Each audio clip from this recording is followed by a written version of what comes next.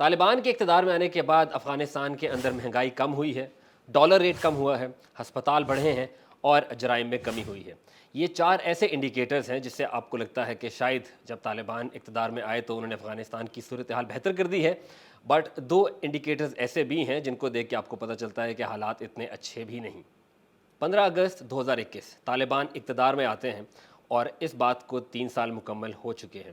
ہم نے کوشش کی ہے کہ ان 3 سالوں کا ایک جائزہ لیں کہ اہم اکنامک انڈیکیٹرز کیسے تھے جب طالبان حکومت میں آئے اور اب صورتحال کیا ہے۔ سب سے پہلے بات کر لیتے ہیں شرح نمو کی۔ شرح نمو یعنی کہ اکانومی نے کتنا گرو کیا۔ طالبان جب اقتدار میں آئے تو اس ٹائم پر افغانستان کی اکانومی گرو کر رہی تھی۔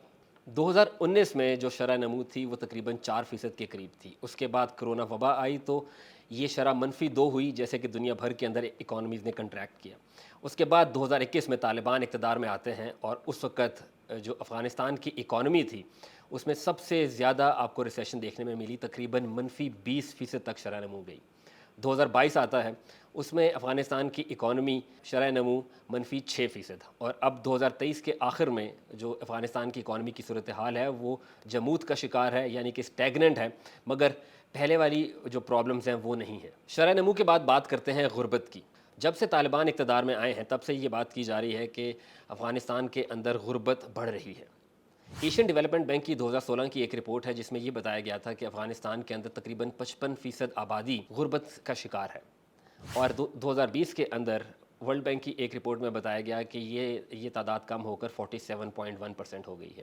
اب حالیہ یونائٹڈ نیشنز کی ایک رپورٹ کے مطابق 2023 کے آخر میں یہ تعداد 48 کے قریب ہو چکی ہے، یعنی طالبان کے اقتدار میں آنے کے بعد تقریباً 1% اضافہ ہوا۔ اب ان 4 انڈیکیٹرز کی بات کر لیتے ہیں جن میں بہتری آئی ہے۔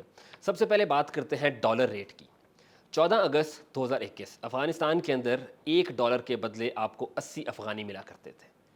جب طالبان اقتدار میں آئے تو اس کے بعد اکانومی کی صورتحال بہت بری ہوئی اور ڈالر کا ریٹ جنوری 2022 میں 102 افغانی تک پہنچ گیا، مگر اس کے بعد افغانی نے ایک ڈاؤن ٹرن لیا اور اب کی صورتحال 31 اگست 2024 کو $1 کے بدلے آپ کو 70 افغانی ملتے ہیں، اور یہ سب اس وقت ہوا جب دنیا بھر کے اندر ڈالر کی بہت مستحکم پوزیشن تھی، مگر طالبان کے اقتدار میں آنے سے پہلے 80 افغانی کے بدلے آپ کو $1 ملتا تھا، اب آپ کو 70 افغانی کے بدلے $1 ملتا ہے۔ ڈالر ریٹ کے بعد بات کرتے ہیں مہنگائی کی۔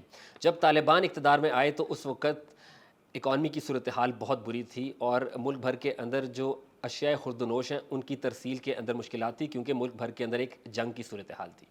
ورلڈ بینک کے اعداد و شمار کے مطابق گھریلو اشیاء کی قیمتوں میں جنوری 2021 سے اضافہ ہونا شروع ہو گیا تھا۔ ورلڈ بینک کے مطابق اس اضافے کے پیچھے طالبان کی بڑھتی ہوئی عسکری سرگرمیاں تھیں۔ جولائی 2020 کے مقابلے میں جولائی 2021 میں بنیادی گھریلو اشیاء کی قیمت میں 13.6% اضافہ دیکھنے میں آیا، جبکہ اگست 2021 میں یہ اضافہ 24.2% تک پہنچ گیا تھا۔ اپریل 2023 سے افغانستان میں پچھلے سال کے مقابلے میں مہنگائی میں خاطر خواہ کمی واقع ہوئی ہے۔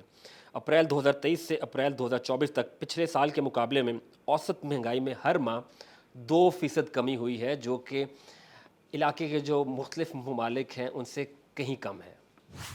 سرکاری ہسپتالوں کی بات کر لیتے ہیں۔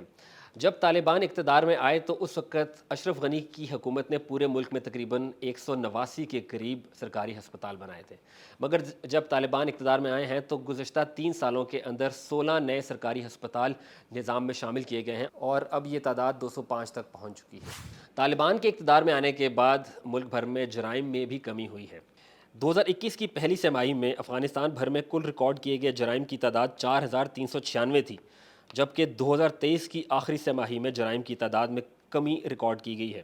2023 کی آخری سہ ماہی میں پورے ملک میں تقریباً 3865 کے قریب جرائم ریکارڈ کیے گئے ہیں، جو کہ پچھلی حکومت کی آخری سہ ماہی کے مقابلے میں 500 کے قریب کمی ہے۔